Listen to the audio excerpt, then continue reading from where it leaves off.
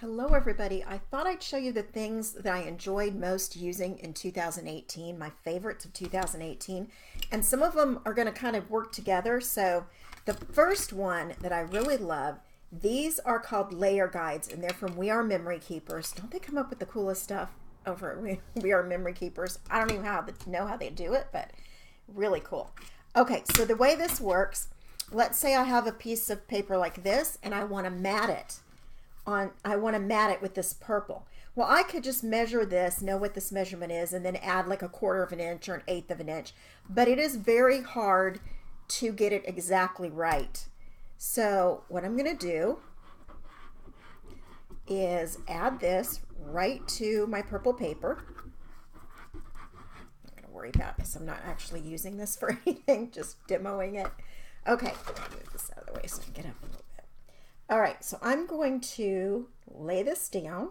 You don't really worry about how you do it.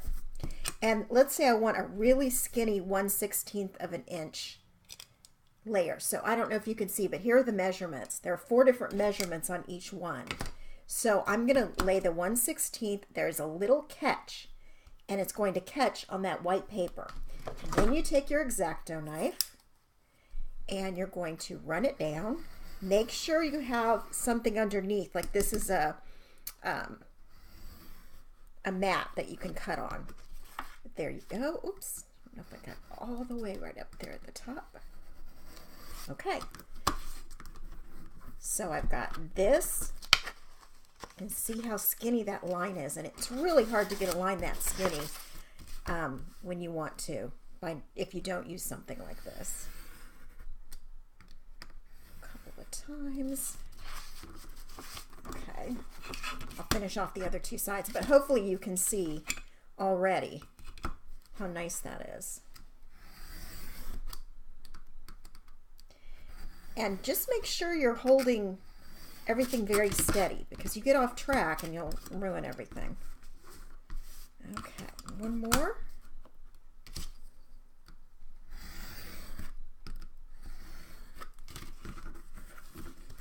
And you can see how I perfectly got a 1/16 inch frame around this. Like I said, that's really hard to do by just cutting it and then lining it up afterwards and trying to get it exactly centered in the middle of that purple piece.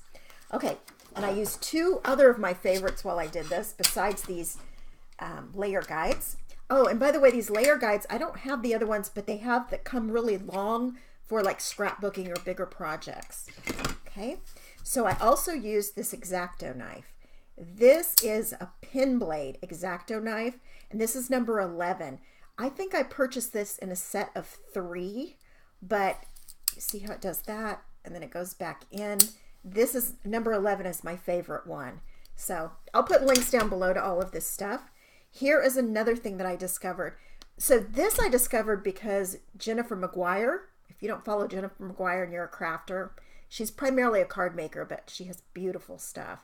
And she does some mixed media stuff that you might like, even if you don't make cards. She had this as one of her favorites one year, and it really is wonderful. This May over at May Made It, she just raves about this, and I never really, I thought, yeah, it's glue, whatever. But it is so nice. So it comes just with this regular tip here, but then you can buy the skinny tip, and the skinny tip comes with the stainless steel pin with the big head on it. So let me just show you. You can get a really fine line with this, or you could press, harder and get a thicker line. But I love these fine lines, especially if you're going right up to the edge on something and you don't want anything to bleed over. Now it dries clear, but it will leave a shiny spot when it dries. But anyway, I love this. And as long as you put the pin back in afterwards, you shouldn't have any clogging. I haven't yet had any problems with this clogging. So this is Art Glitter Glue. Designer Adhesive, it's called. Permanent water-based non-toxic.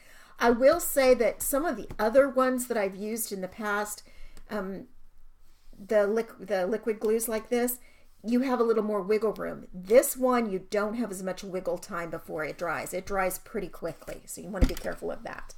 Okay, Oh, something else I started doing. I always use the Lawn Fawn chamois to clean my stamps because it's just more economical than a bunch of baby wipes and things. What I discovered though, and I'm not sure how I discovered it, whose video it was, is that instead of spending a lot of money on that, you could go get these absorbers and you get them in the auto department. And it comes with a lot. And I just cut a piece off to use for now. And then when this one's completely covered and won't clean any longer, I will, I'll cut another piece off. And these, I don't remember exactly what these cost, but they were not expensive, certainly cheaper for the amount I'm going to get out of here. 3 square feet, over 3 square feet of this. So, okay. So what you do, I don't think I need to demo it, but what you do after you've stamped is you just wipe the stamp off and it's beautiful. The only time I do anything more aggressive, like use a spray cleaner and one of these scrubbies, this is the close to my heart one, which I love. One of these scrubbies is when I'm using like pigment ink. But for just regular dye ink, this works perfectly. You just wet it. Right before I start working, I wet this down and wring it out really good, and you're good to go. Okay, let's see. What else do I have here? That was 1, 2, 3, 4.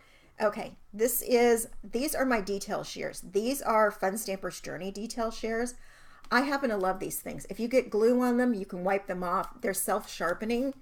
And if you want to get some really fine detail, these work wonderfully to get into those little bitty spaces with that really sharp tip. I really like these.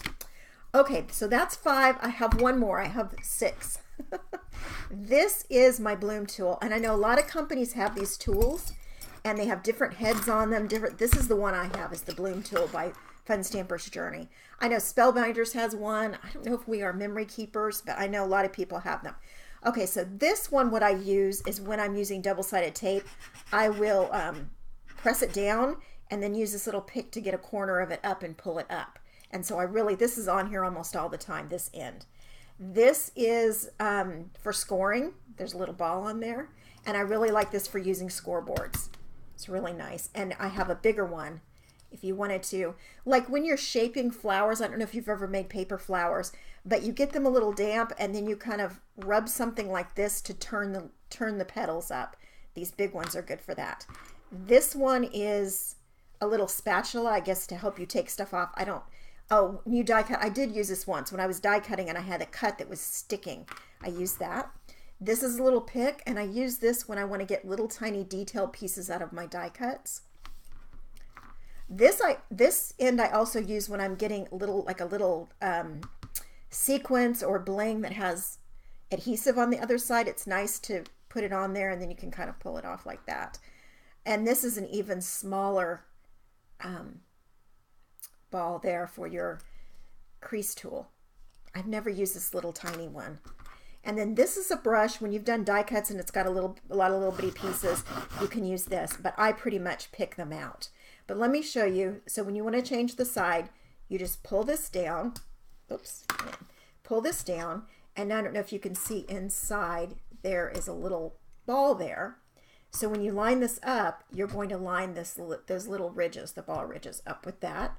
Put it in just like that, and then let go, and it stays sturdy. So, and both ends do that. There is some storage room in the middle, but I don't like to have to open it up every time I want it. So I keep it in this little mug, which I enjoy. It's cute on my desk. And I just keep it all together like that. So those are the 6 things I've pulled out the most and enjoyed using and felt were the most helpful this year in 2018 with my crafting. Thanks so much for watching, everybody, and happy crafting.